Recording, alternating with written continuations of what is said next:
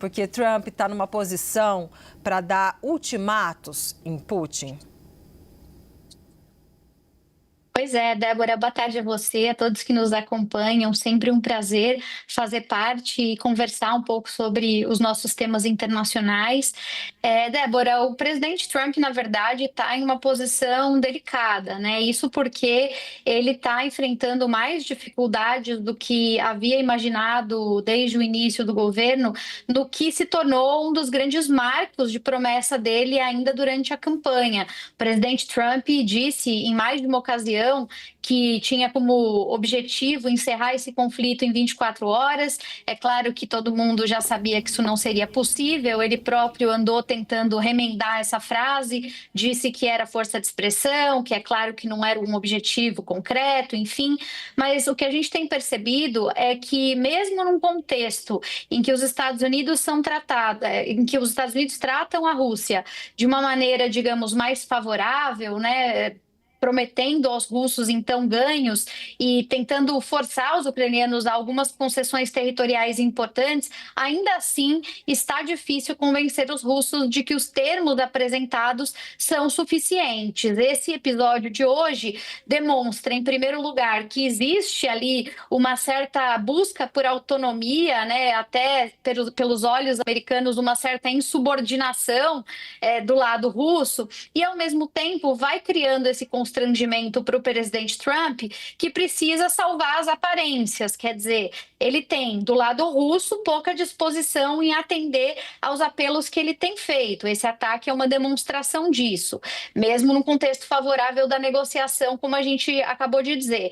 E do lado ucraniano, além do acordo de minerais críticos, que ficou meio no ar, né? Tinha uma expectativa de que seria uma negociação rápida, simples, que os ucranianos iam entregar de bandeja aos americanos essa demanda, tampouco aconteceu.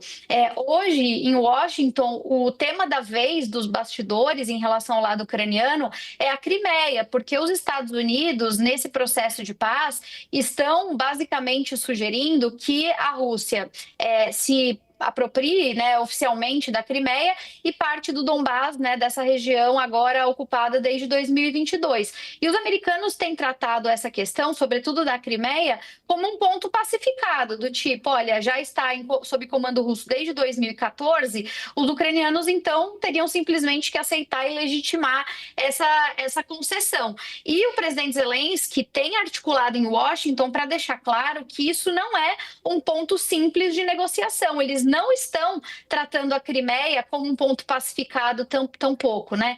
Inclusive, porque o que o Zelensky tem batido na tecla é que isso é uma questão que hoje enfrenta uma certa, digamos, coesão nacional. Os ucranianos não querem aceitar a perda da Crimeia, né? Esse assunto não é um assunto tão bem resolvido assim.